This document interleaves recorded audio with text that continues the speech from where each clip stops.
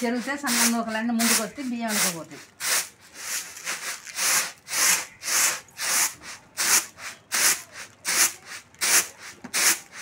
ఈ సన్నగా ఉన్న నూకలన్నీ ముందుకు వస్తాయి, బియ్యం వెనకపోతాయి.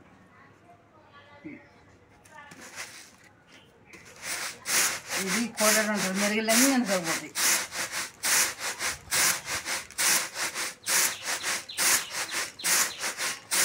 మంచి బియ్యం ముందుకు వచ్చి మెరుగులన్నీ వెనకపోతాయి.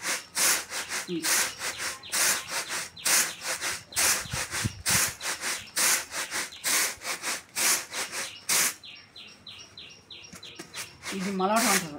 ఉసుక వెనకపోయి బియ్యం ముందుకు వస్తాయి.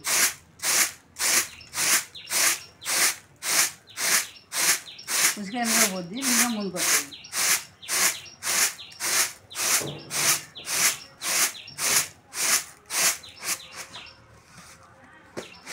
ఇది నేవటం ఉంటుంది. నేవితే సన్న ఎంత వెనకపోద్ది, బియ్యం ముందుకు వస్తుంది.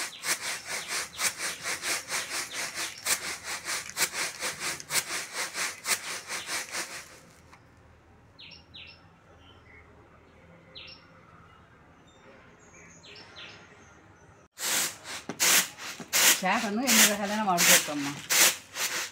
ప్రతి ఇంట్లో చాట ఉండాలి.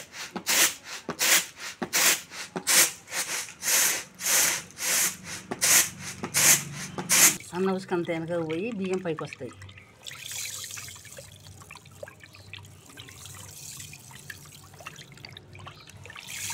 బియ్యం పైకి వచ్చి అడుగు ఉసుకపోతే గాలిస్తే గాలిస్తూ ఉంటుంది.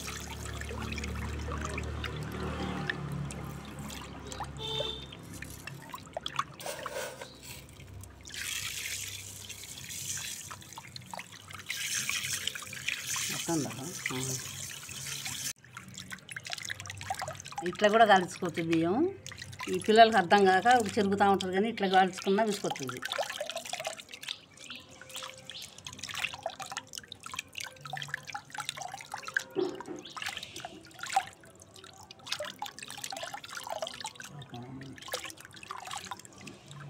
ఇట్లా కాలిస్తే సన్న ఉసుకంతా పోయి బియ్యం మంచి బియ్యం పైకొస్తాయి.